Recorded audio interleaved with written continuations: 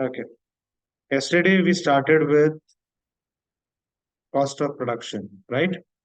But just let me just take a quick recap what all things we have seen till now.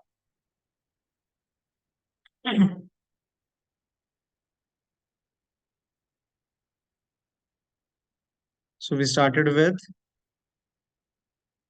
cost of production.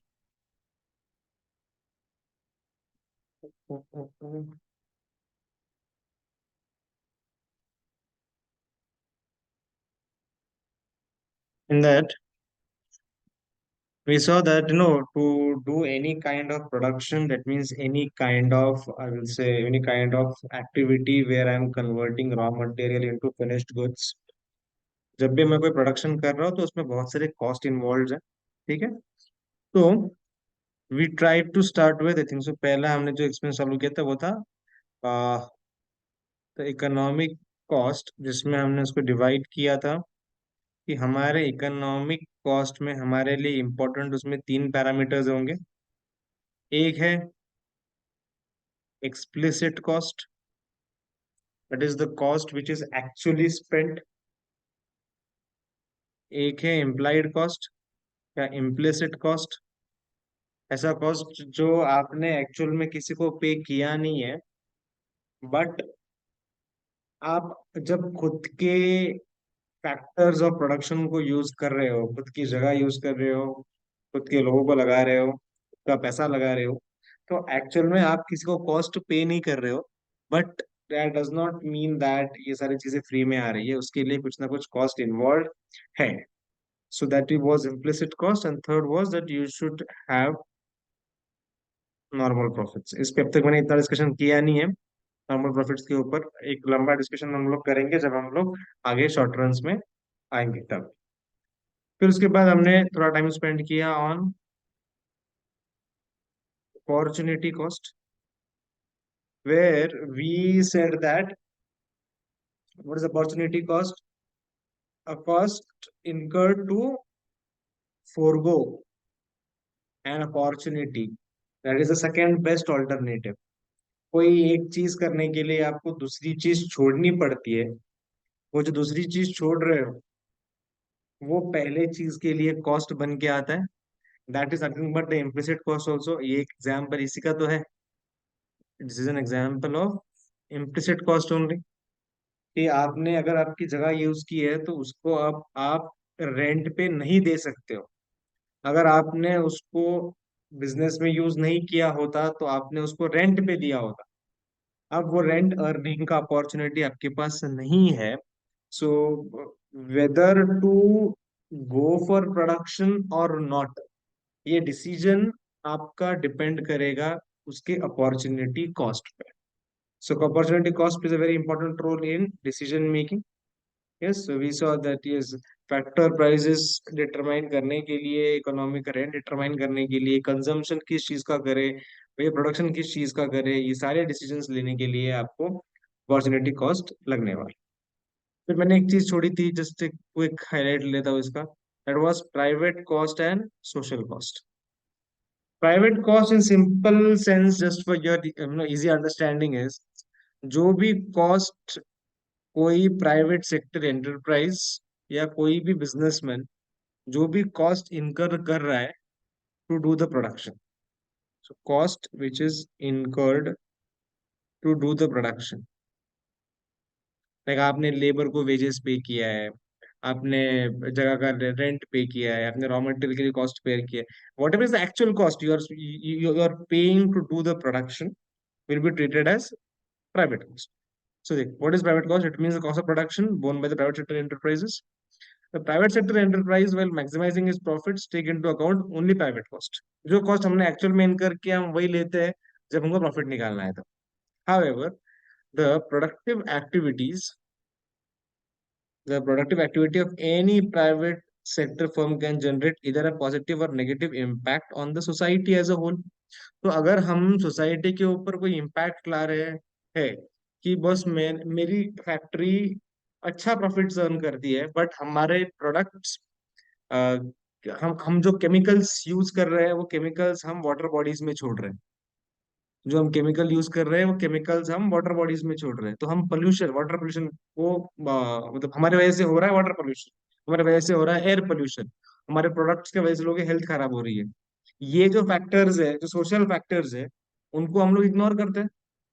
तो economics is that you should take into consideration along with your private cost any kind of social cost also, which is nothing but whatever harm you are providing to the environment, उसको भी consideration में लेना चाहिए as your cost.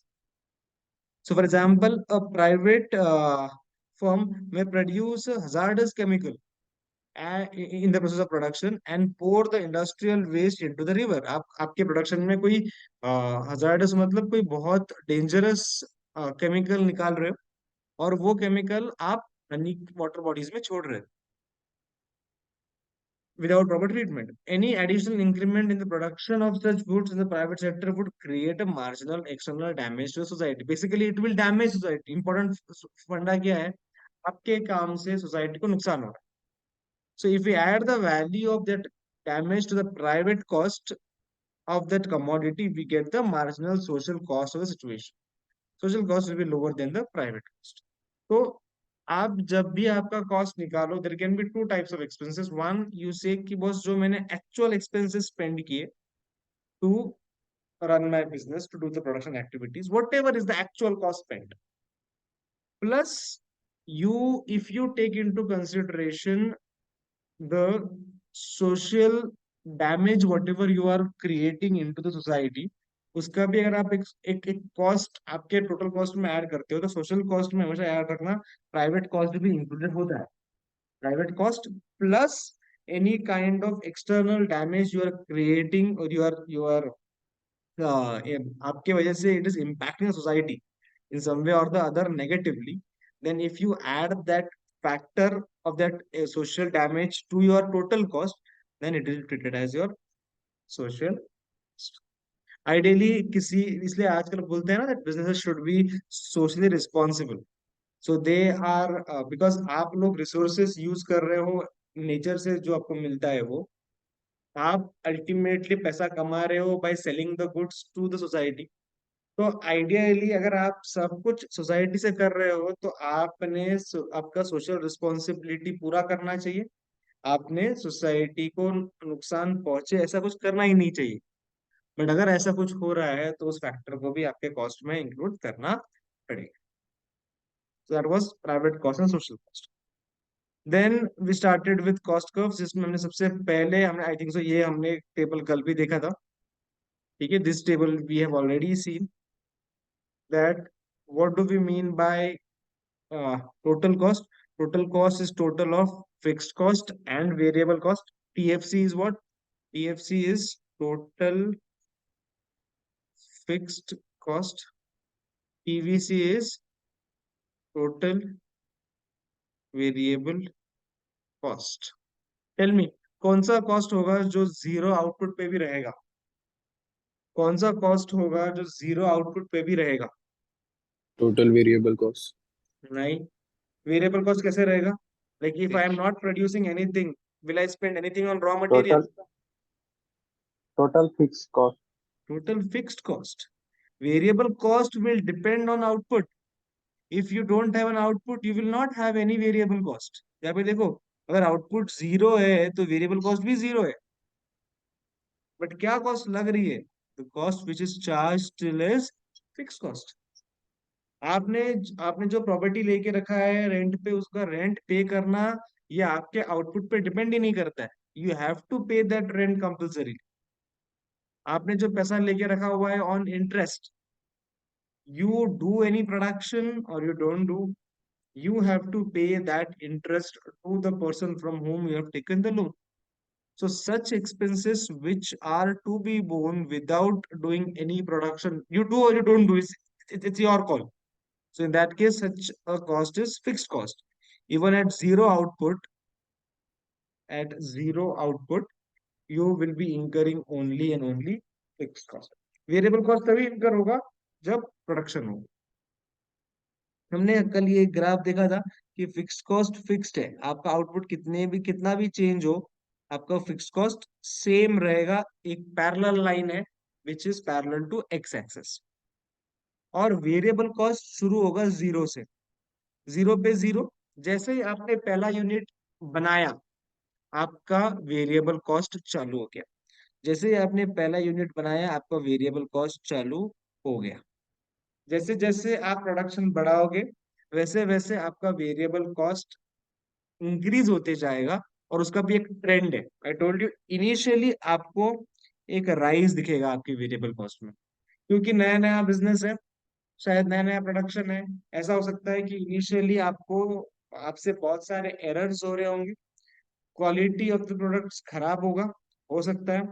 आपको labours अब तक उतने trend नहीं है, तो वो लोग भी गलतियां कर रहे हैं। तो जितना वेरिएबल कॉस्ट लगना चाहिए था, उससे कम लग रहा है। और आप क्वांटिटीज छोटी बाय कर रहे हो, सेफ्टी के लिए पैसा अटक बहुत ना अटक जाए उसके उसके अंदर, तो उसकी वजह से आपको महंगा चीजें मिल रही है। So all this things are contributing towards a higher cost. But after a particular point, आप थोड़ा सा वेरिएबल कॉस्ट पर यूनिट को कम करो, क्योंकि अब आप बाइंग बल्क में कर रहे हो, तो आपको डिस्काउंट्स मिल रहा है। अब आपके लेबर्स थोड़े से ट्रेन हो गए हैं, तो उनसे गलतियां नहीं हो रही है। So there are less wastages, there are less errors. तो उसकी वजह से कॉस्ट पर यूनिट ड्रास्टिकली गिर रहा है। तो इनिशियली कॉस्ट पर यूनिट बढ़ रहा था अच्छे रेट से, बीच में एक हल्की सी कंसिस्टेंसी आई, और आपने एक अच्छे से कॉस्ट पर यूनिट कंट्रोल किया। बट ये थोड़े टाइम तक होगा, उसके बाद वापस आपका कॉस्ट तेजी से बढ़ना चालू हो जाएगा, बिकॉज ओवर क्राउडिंग हो रहा है, ओवर बाइंग हो रहा है, आप मैनेजरियल प्रॉब्लम्स है। अब आप इतना बड़ा बिजनेस हो गया कि अब आपको मैनेज करना मुश्किल हो रहा है। तो उस केस में अगेन अगेन आपका जो ओवरऑल कॉस्ट पर यूनिट है, वो धीरे धीरे बढ़ना चालू हो जाए। ठीक है, क्या तक ठीक चल रहा है? Can I go ahead?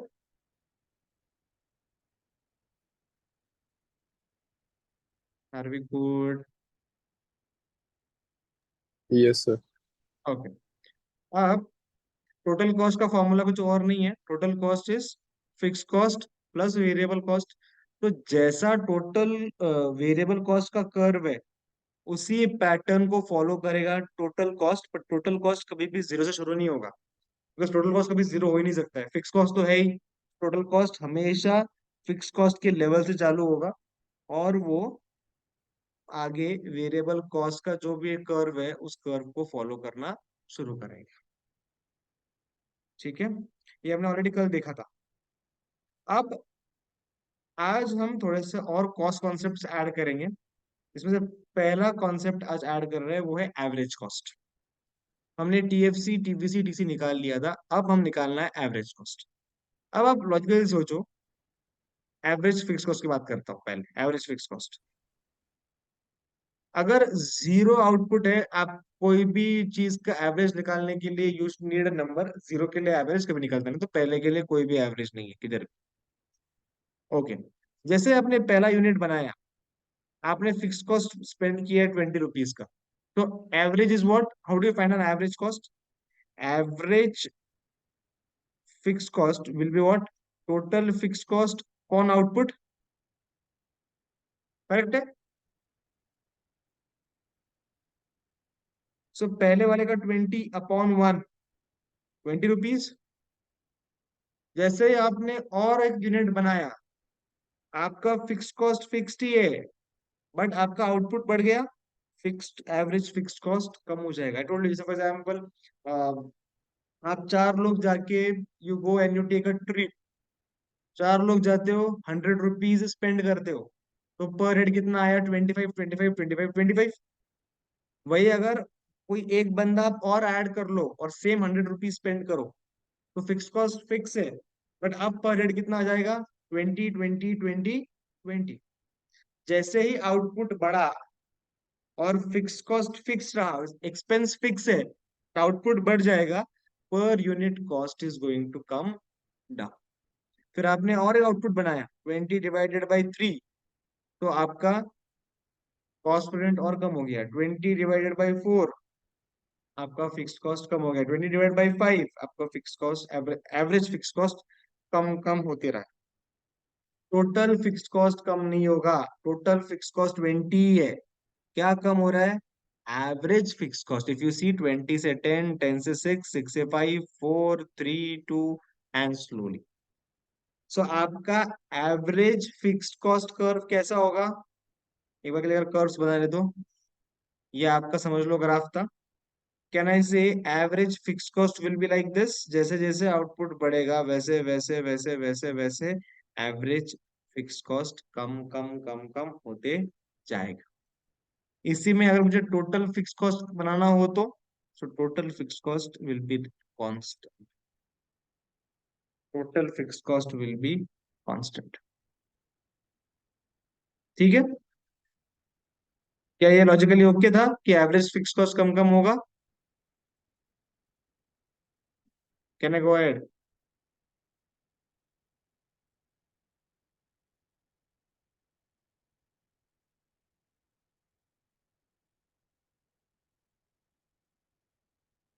Okay, next curve we have, that is average variable cost.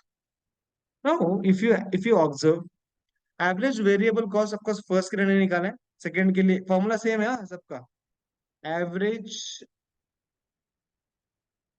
average variable cost will be what? Total variable cost upon output.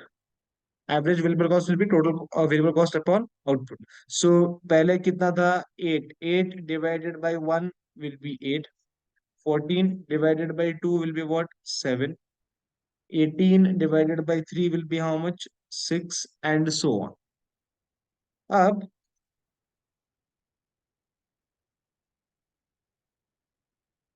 आप अगर ऑब्जर्व कर रहे हो तो आपका एवरेज वेरिएबल कॉस्ट कम हो रहा है, कम हो रहा है, कम हो रहा है, कम हो रहा है, एक पॉइंट तक कम हो रहा है।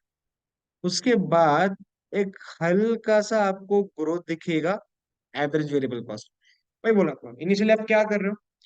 इनिशियली आप थोड़ी सी गलतियां कर रहे हो इसलिए कॉस्ट आता है, बट जैसे जैसे आप प्रोडक्शन बढ़ाओगे आपकी इफिशियंसी बढ़ेगी, raw material will be of good quality, there will be less errors, less wastages, आपको बार्गेनिंग पावर मिलेगा तो रॉ मटेरियल सस्ता मिलेगा। वर्कर लोगों को सेम पेमेंट करना है बट उनसे ज्यादा काम कराओगे तो पर हेड कॉस्ट कम होती जाएगी। तो आपको ये नोटिस होगा कि एक टाइम तक आपका जो ये वेरिएबल कॉस्ट है ना, ये एक टाइम तक ऐसा नीचे नीचे नीचे नीचे आ रहा है, बट थोड़ा हल्का सा एक टाइम के बाद वो एक लोएस्ट पॉइंट तक पहुंच जाएगा। अब उसके बाद भी प्रोडक्शन कंटिन्यू होगा ना, तो अब आपका एवरेज वेरिएबल कॉस्ट कम नहीं होगा, अब आपका एवरेज वेरिएबल कॉस्ट बढ़ना चालू हो जाएगा। And what is the reason? अब क्या हो रहा है? नाउ मैनेजरियल इश्यूज है, आपसे लोग हैंडल नहीं हो रहे, बिजनेस बहुत बड़ा हो चुका है, तो बहुत सारे लूप होल्स है, बहुत सारे एरर्स है, बहुत सारे प्रॉब्लम्स है। तो जो आपने कॉस्ट के ऊपर होल्ड रखा था वो होल्ड बहुत समय तक नहीं रहेगा, और इसीलिए आपको एक हल्का सा ग्रोथ दिखेगा variable cost. This is called as U shape curve. मतलब ये यू है, वी दिख रहा है वो, it's U shaped curve, it's U shaped curve. Yes, so average variable cost curve will be a U shaped curve, and उसी के वजह से एवरेज कॉस्ट भी क्या होगा? अब देखो, फिक्स्ड कॉस्ट भी गिर रहा है और वेरिएबल कॉस्ट भी गिर रहा है, तो टोटल कॉस्ट क्या होगा? टोटल कॉस्ट भी गिरेगा इनिशियली। सही जा रहे हैं? अगर total cost is nothing but cumulative value of fixed cost and variable cost, तो अगर एवरेज फिक्स्ड कॉस्ट भी घटेगा, एवरेज वेरिएबल कॉस्ट भी घटेगा, तो कैन आई से एवरेज टोटल कॉस्ट भी घटेगा? करेक्ट?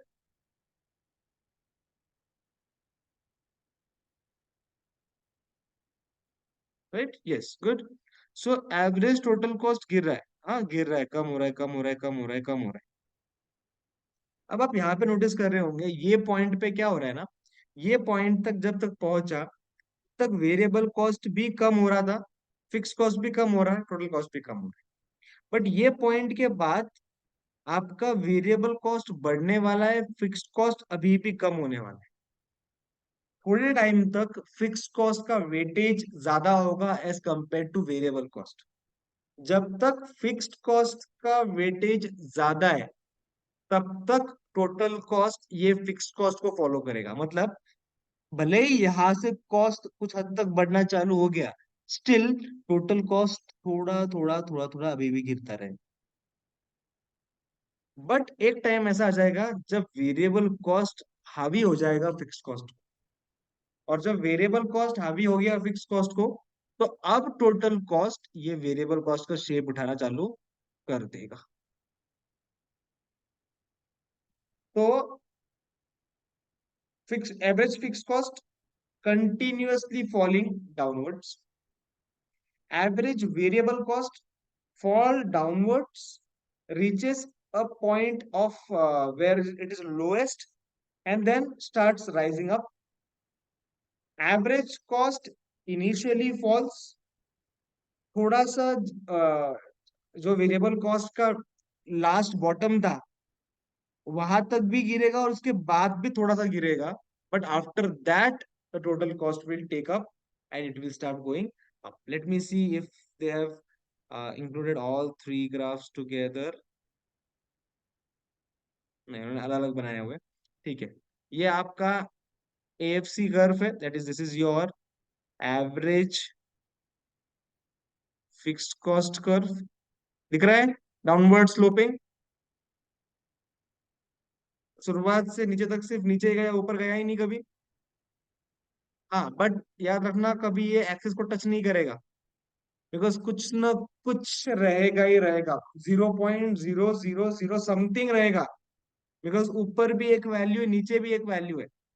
भले ही अगर आपका फिक्स कॉस्ट आज 20 भी है और आपका आउटपुट 1000 भी हो गया, तो भी it is 0.02 what ever it is, 0.002 और 02 what ever it is, but वो कभी भी नील नहीं हो सकता है बिकॉज न्यूमरेटर पे कुछ ना कुछ वैल्यू है। तो कभी भी ये जो लाइन है ये कभी भी एक्सिस को टच नहीं करेगी। ये जो लाइन है ना, ये कभी भी ऐसे ऐसे एक्स को टच नहीं करेगी, कभी नहीं होगा ऐसे। It will have some gap always, हमेशा वो लाइन के एक्सिस के ऊपर ही रहेगा, बिकॉज आपका कुछ ना कुछ कॉस्ट हमेशा हमेशा रहेगा ही रहेगा फिक्स कॉस्ट। ठीक है, so average fix cost is what total fix cost upon quantity. It slopes downward from left to right and it's an rectangular hyperbola. ठीक है, initial sharp peak, sharp fall, फिर धीरे धीरे धीरे धीरे फॉल कम कम होते होते जाएगा और you will see a very negligent fall happening after particular point. ये आपका एवीसी कर्व है, full form is average variable cost. अगर आप देख रहे हो तो average variable cost formula is TVC upon Q and it is a U shaped curve. Initially AVC ज्यादा था, कम कम हुआ, एक पॉइंट तक पहुंचा लोएस्ट, वहां से उसने वापस उठना चालू कर दी। और तीसरा है आपका average cost. Average cost is also U shape, दोनों के पैटर्न को फॉलो कर रहा है, एक पॉइंट तक फॉलो करेगा, उसके बाद फिक्स्ड कॉस्ट को फॉलो करेगा थोड़ा समय तक और गिरता जाएगा, बट बाद में वेरिएबल कॉस्ट को फॉलो करके ऊपर की तरफ शिफ्ट होगा। Even average total cost is also U shape, ABC is also U shape, ATC is also U shape, AFC is downward sloping. आपको ये एमसीक्यूज में ऐसे पूछेंगे, what is the shape of ABC curve, rectangle hyperbola है, U shaped है, L shaped है, क्या है? तो याद रखना AVC ATC, AVC ATC both will be U shaped. AFC is downward sloping and it looks like rectangular hyperbola.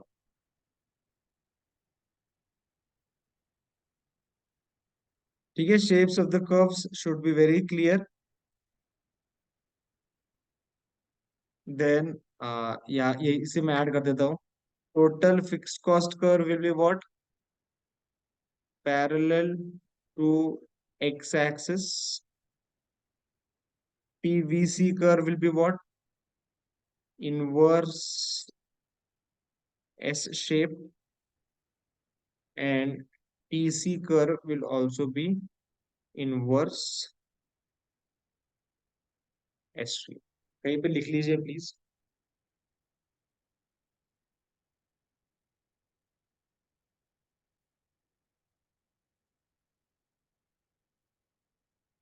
Write this down somewhere.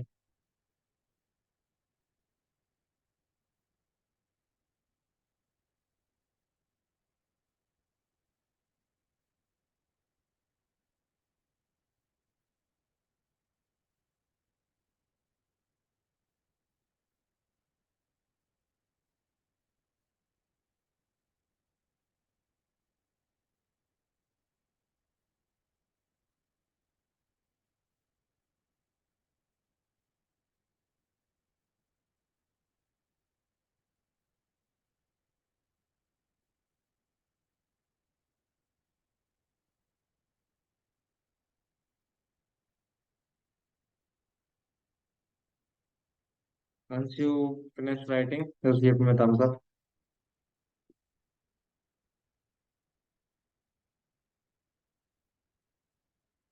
Okay. Others also finish fast.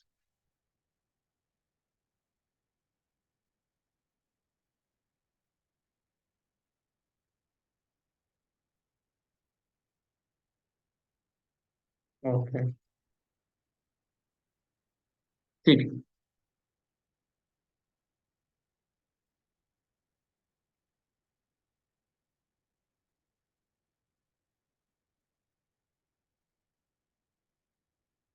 एक last curve बच गया. इसको हम बोलेंगे marginal cost curve. Marginal cost. हमको पता है marginal शब्द का अर्थ. मार्जिनल मींस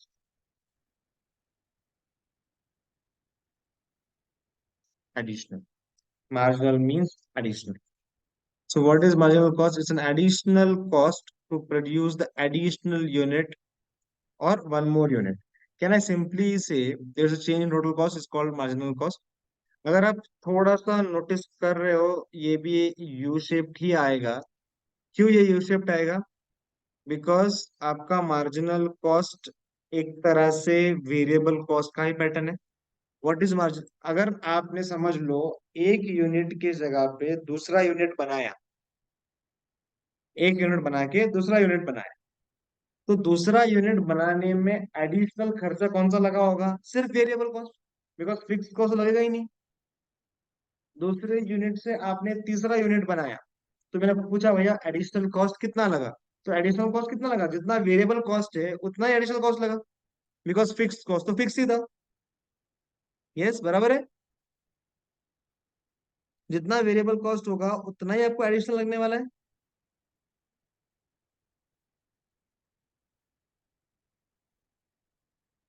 यस और no?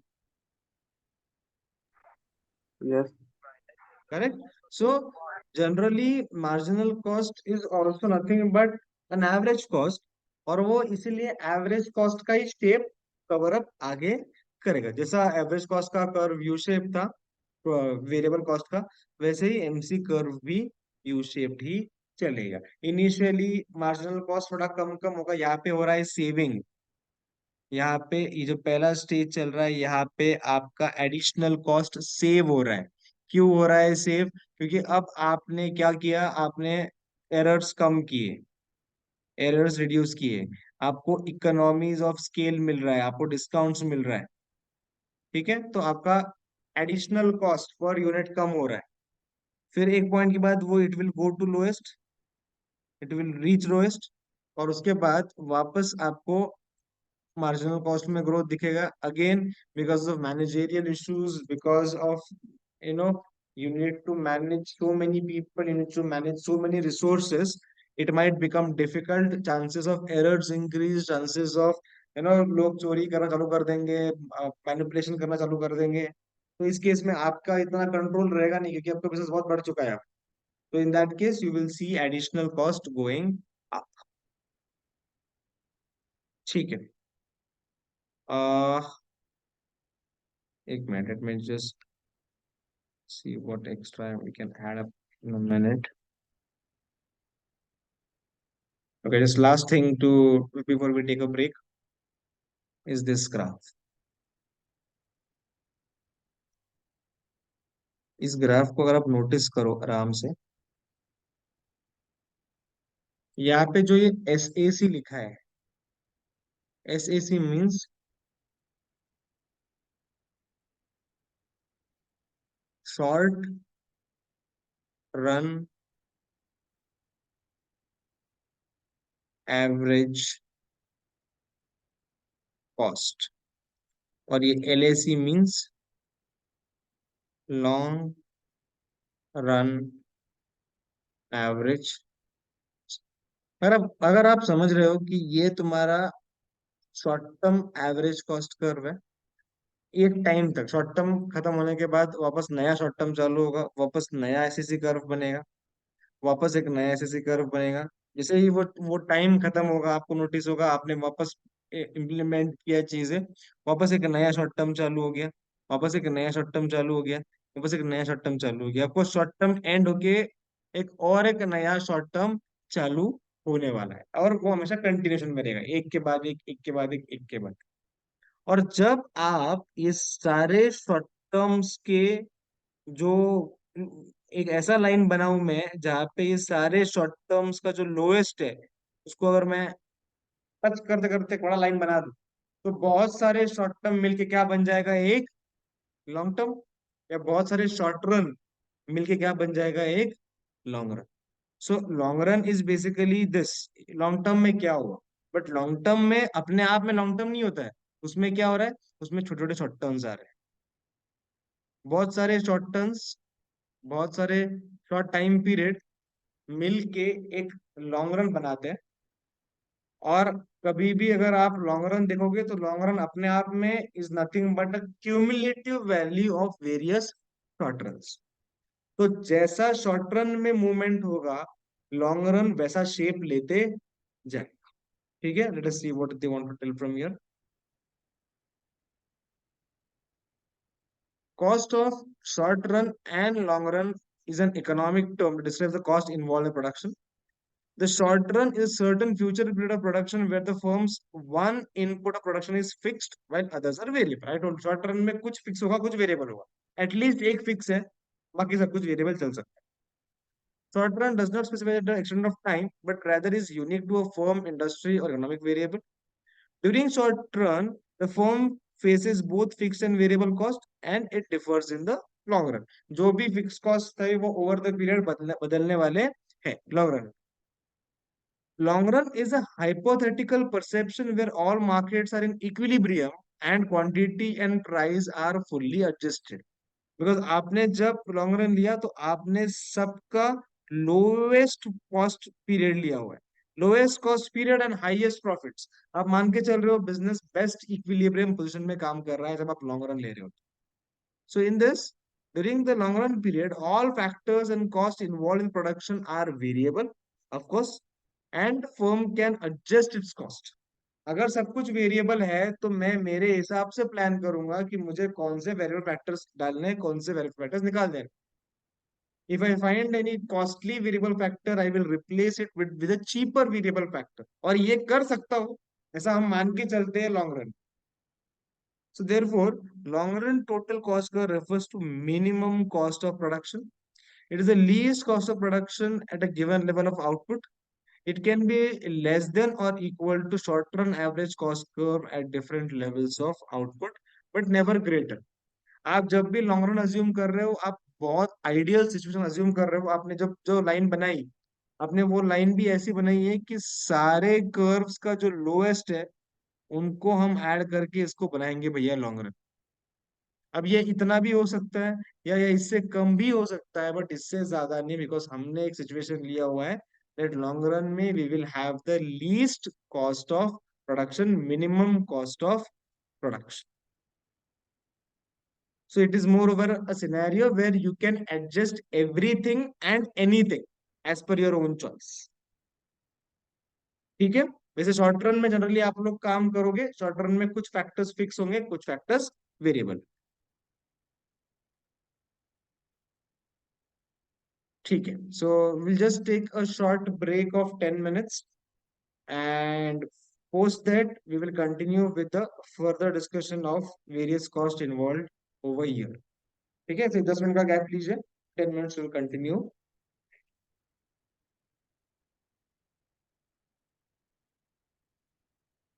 I will share the revised new link with you people. You can leave this meeting.